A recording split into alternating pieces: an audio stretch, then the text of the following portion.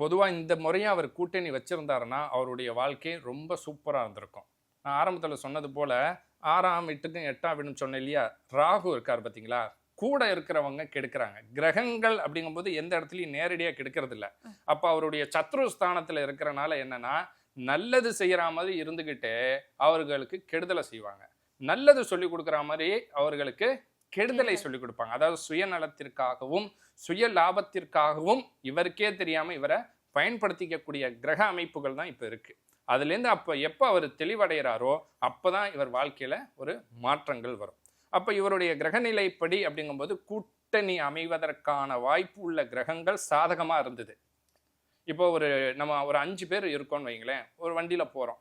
5 பேர்ல ஒருத்தனுக்கு நேரம் சரியில்லைனாலும் ஒரு விபத்து நடக்கும்போது அந்த 4 பேருக்கு ஒரு சின்ன காயமாவது ஏற்படுது. அப்போ அவரோட இருக்கக்கூடியவர்களுடைய கிரக அம்சங்கள் சாதகமா இல்லாதவரை வச்சிருக்கிறனால அவர்களுடைய கிரக அந்த நெகட்டிவிட்டி இவரை இப்போ பாதிச்சுக்கிட்டு இருக்கு.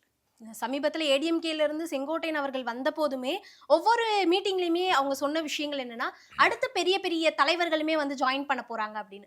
அப்போ ஒரு பெரிய எதிர்பார்ப்பு கிரியேட் ஆயிருந்தது. தேமுதிக வரப்போகுது, அதிமுக தாவேகா கூட இணைய போகுதுன்ற ஒரு பெரிய எதிர்பார்ப்பு இருந்தது. அது உண்மையாவே அப்ப ஏதாவது கிரக மாற்றங்களால அந்த பேச்செல்லாம் வந்திருந்ததா, இல்ல இப்போ ஏதாவது கிரகங்கள் மாறினதுனால அந்த விஷயங்கள்லாம் அப்படியே அப்ரப்டா கட் ஆயிடுச்சா? இல்ல கிரகங்கள தான். அதாவது குரு அதிசாரத்துல இருந்தார். எங்கன்னா 12ல இருந்த குரு மறுபடியும் ராசிக்கு ஜென்ம ராசியில இருந்தவர் மீண்டும் 12ஆம் வீட்டுக்கே போயிட்டாரு. அப்ப ஜென்ம குருவும்போது குருவும் சந்திரனும் இருக்கும்போது அது குரு சந்திர யோகம் அப்படின்னு சொல்லுவாங்க. அப்போ குருவும் சந்திரனும் இருக்காரு. அதே போல லக்னாதிபதிக்கும் சாதகமான சூழல் இருந்தது. 6ல ராகு இருந்தாரு. அதாவது ரண ருண ரோக சத்ருஸ்தானம்னு. அப்ப எதிரிகளை வெல்லக்கூடிய ஸ்தானத்துல இருந்தாரு. இப்ப யார் வந்துட்டா? செவ்வாயும் வந்துட்டாரு. அப்ப சூரியனும் வந்துட்டார். ஸோ எதுவுமே சாதகமா இருந்தது எல்லாமே அந்த கிரகங்கள் ராகு இருந்தனால சாதகமா இருந்தது. மற்ற கிரகங்கள் சேரும் போது என்ன ஆகுது, அதுவே பாதகமான ஒரு சூழலா மாறி போச்சு.